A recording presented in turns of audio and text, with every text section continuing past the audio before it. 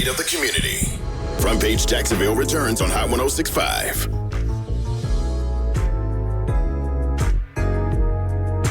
833-758-1065 is the number to call if you'd like to jump on Front Page Jacksonville. That's 833-758-1065. So we're going to break up the monotony. For the past few minutes, we've been kind of getting deep into the weeds of just some of the challenges and issues throughout the community. But we got a little lighthearted spin. All right, we're going to bring up the mood of the show right about now. This brother has been putting in work. That's really the best way to put it. He's been putting in work. I'm sure if you have not heard of him, it's because you're one of those people that live off the grid.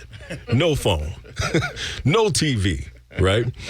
But I'm talking about none other than Jacksonville's very own Adrian A-Train Smith. What's going on, Doc? What's going on, my brother? You put the government name out there, didn't you? Yeah. We're going to put the whole thing out there, man. But, Doc, thank you for coming out to hang up with us this morning here on Front Page Jacksonville. Now, you travel a lot. A lot, man. Yeah. So when did you get back? A couple of days ago. Okay. A couple of days ago, and then I had a show in Fleming Island Friday night. Okay. So people often ask me, it's like, man, where you live? I was like, out of my suitcase. Yeah. Yes, sir. Stay on the go. This road life, man. Yeah. So let's jump into that. So you're a comedian.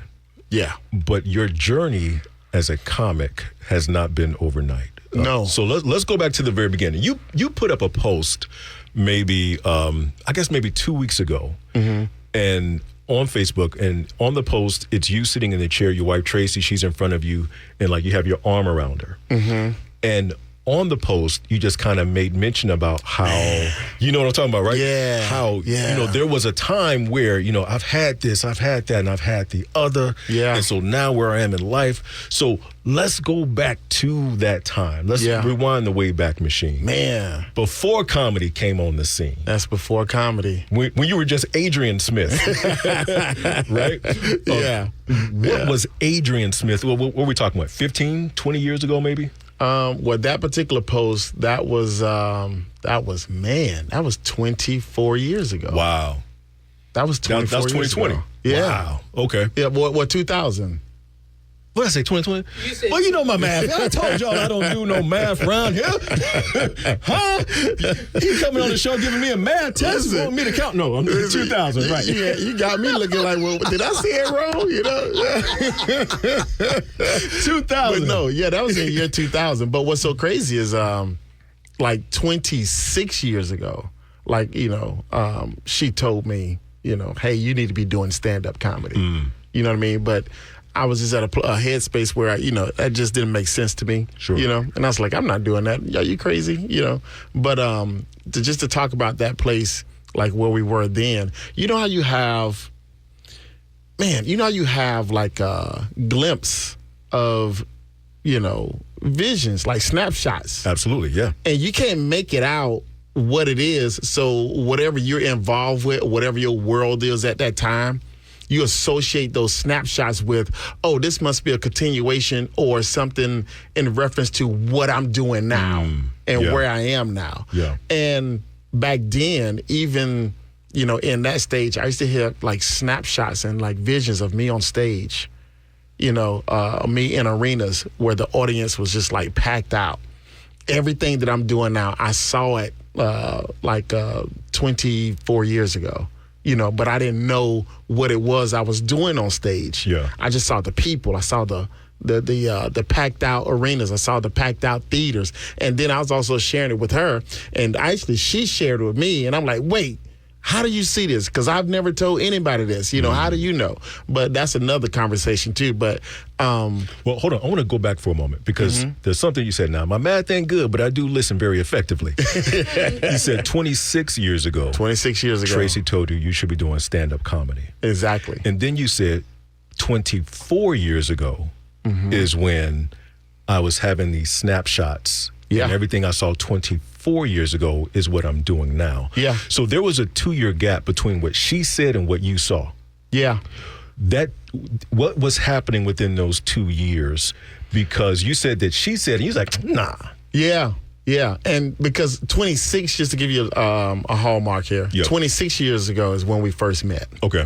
And when Baby and I first met, we weren't dating, nothing. We just met, just talking, hanging out. And she's told me then, it's like, hey, you need to be doing stand-up. And I was like, I'm not doing that. Are you crazy? Like, what is that? You know what I mean? And then just to answer your question, with the 2-year gap is when we were having conversations between the two of us about things, the snapshots that I would see and the snapshots that she saw. And it was like it was visuals. It was on mute. Yep. It was just the visuals. And quick. And I didn't know what it was. I saw it. There's shows that I'm in the middle of now, man, that sometimes I have like those moments where it's like deja vu. Yeah. It's like, man, I saw this already. Wow. I was already here. Yeah. You know what I mean? Yeah. And I have those often when I'm on stage and when I'm performing. But, back to that post that you're talking about, where we were and where I was at that time, you're just going through life.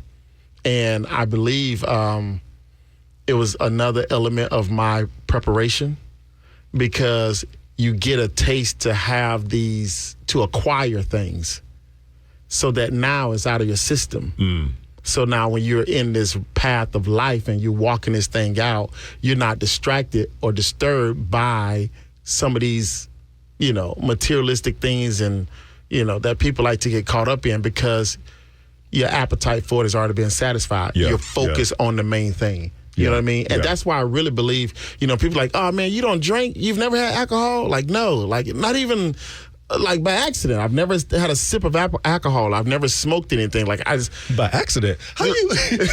how people like pick up... Sip by accident? How people pick up the wrong drink? Like, oh my God. Like, I haven't even had that experience. Yeah.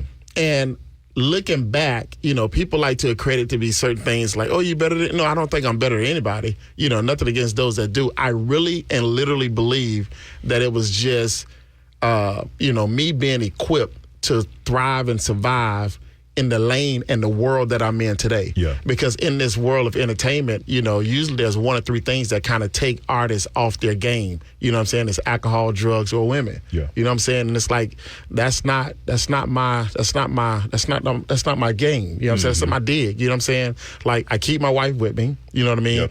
Yep. You can't get with the alcohol or the drugs. Like, that's not me.